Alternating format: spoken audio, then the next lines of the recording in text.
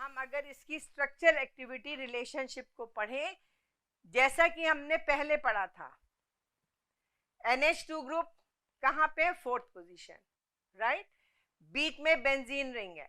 अगर हम कहीं भी एमिनो ग्रुप को किसी ग्रुप से रिप्लेस करेंगे या बेंजीन को रिप्लेस करेंगे तो उसकी एक्टिविटी जो है वो डिक्रीज हो जाएगी।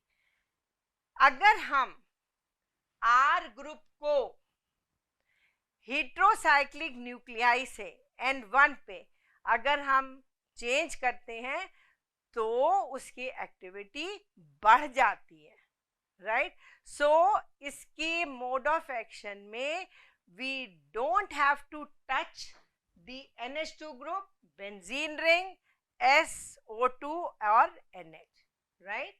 अब एग्जाम्पल इसका पहला, सल्फोनामाइड, शक्ल देखिए इसकी, NH2 ग्रुप है, पैरा पोजीशन में SO2 है ग्रुप है, NH जबकि NH2 होना चाहिए था, उसका एक हाइड्रोजन हमने हटा दिया किससे, COCH3 से।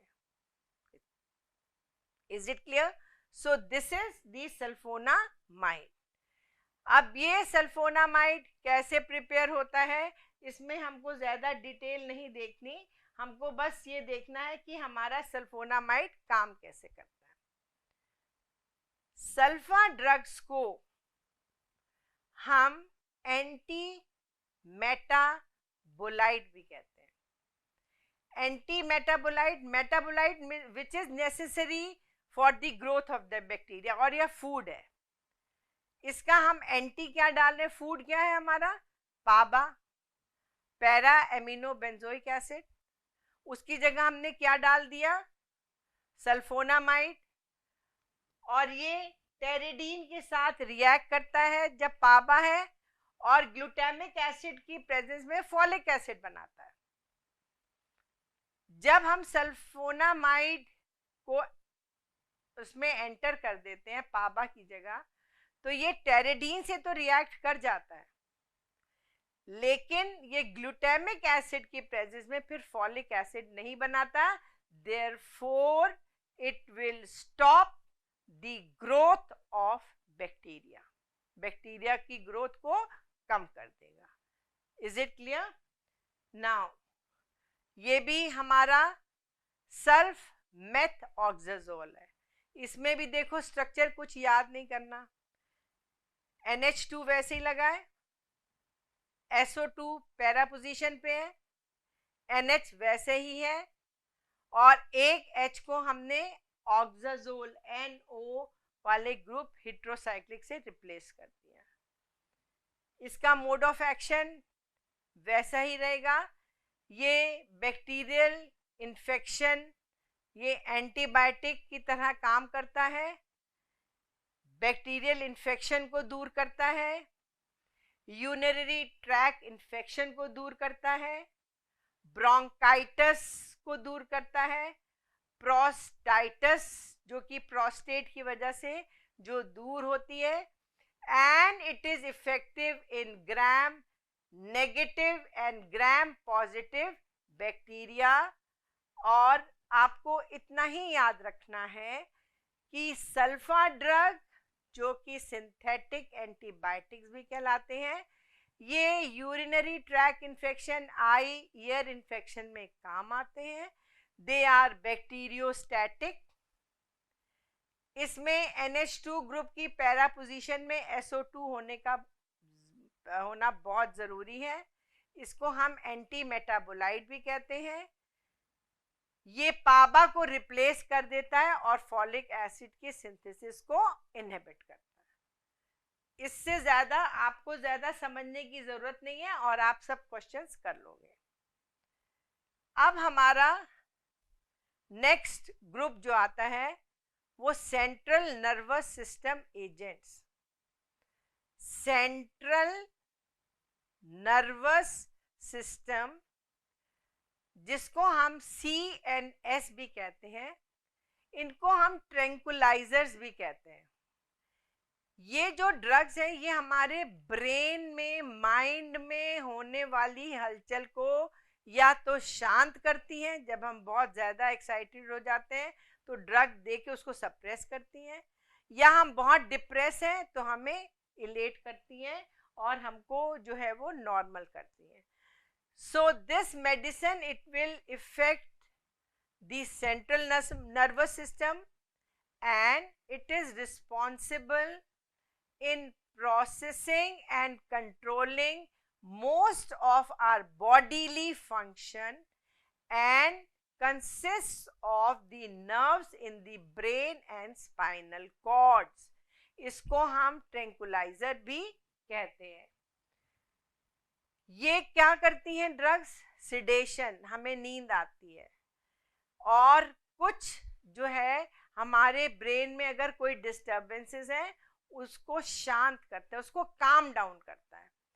इसका एग्जाम्पल फिनोबार्बिटॉल है और दूसरी है डायज़ीपाम.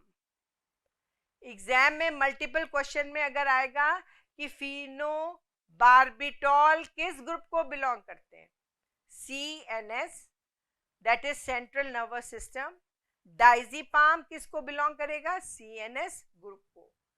राइट नाउ इसमें आप देखिएगा, चाहे वो फिनोबार्बिटॉल हो, चाहे वो डायज़ीपाम हो, इसमें ये आपकी एक एरोमेटिक रिंग है और एक ये ET इथाइल ग्रुप है. इन दोनों का होना बहुत जरूरी है. आप फिनोबार्बिटॉल का स्ट्रक्चर देख रहे हो, ऐसे ही आप डायज़ीपाम में देखोगे. डायज़ीपाम में भी देखिए आपका एक एमीमिथिलीन ग्रुप है और एक आपका फिनॉल ग्रुप है. राइट, दो नाइट्रोजन हेट्रोसाइक्लिक के अंदर प्रेजेंट है. अब ये करते क्या है? डायज़ीपाम जो है ये हमारा, जब हम बहुत थक जाते हैं, हॉलीडे के बाद बहुत एक्साइटेड होते हैं, नींद नहीं आ रही, then we used to take the diazepam. That means ये हमारे सेंट्रल नर्वस सिस्टम को क्या करेगा? शांत करेगा.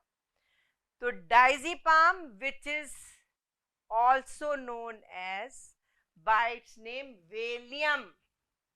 अगर वेलियम भी आएगा तो डायज़ीपाम है. ये हमारे इसी नाम से मेडिसिन मिलती है जो कि it is known as popular tranquilliser. Right, अब ये हमारे कब कब काम आती है? जैसे बहुत एक्साइटेड है, हमें एग्जाम देने जाना, अब हमें समझ में नहीं आ रहा, तो हम हल्का सा ब्रेन को काम डाउन करते हैं. और लेकिन सुबह सुबह नहीं खाएंगे, एग्जाम देने से पहले तो बिल्कुल ही काम हो जाएंगे. अल्कोहल विड्रॉल के बाद या जब झटके, सीजर्स जब झटके आते हैं, तब ये दवाई दी जाती है.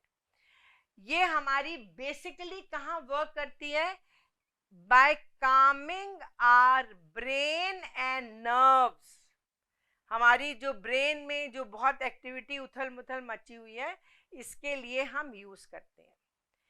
ये जो ड्रग है इट बिलोंग्स टू बेंजोडाइज़ीपाइन्स.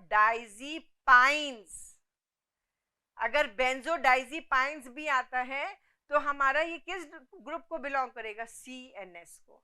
ये डाइज़ोपाइन्स जो होती हैं ये इस ग्रुप को, डायज़ीपाम जो है वो बिलोंग करती है.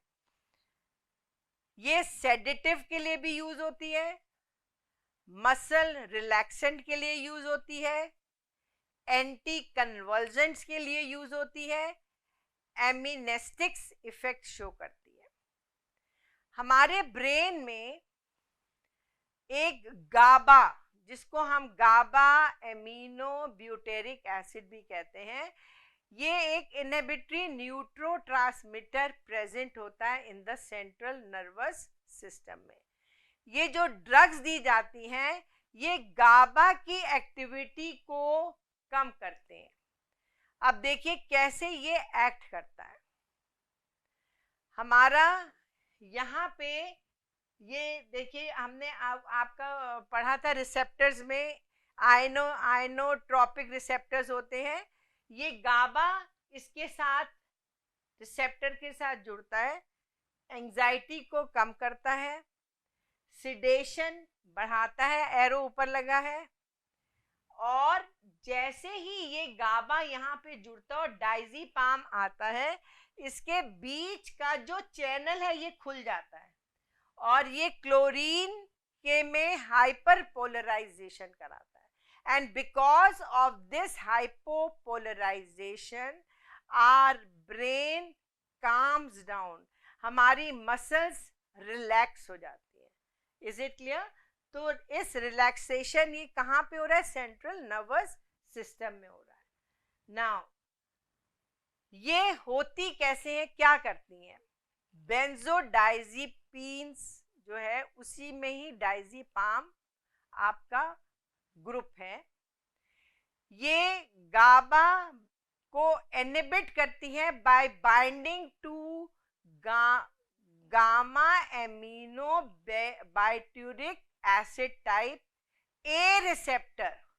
गाबा ए और गाबा बी होते हैं, राइट? क्लोराइड को bicarbonate channels which are the key mediator of transmission at inhibition synapses in the brain। आपने स्ट्रक्चर में देखा कि कैसे जब गाबा इस रिसेप्टर के साथ आता है, डायज़ेपाम आता है, तो क्लोराइड चैनल आपका खुल जाता है और यहाँ पे हाइपोक्लोरिफिकेशन होता है, क्लोरीनेशन होता है। अब क्या होगा? जिससे कि हमारा जो ब्रेन की फंक्शंस हैं दे बिकम काम डाउन।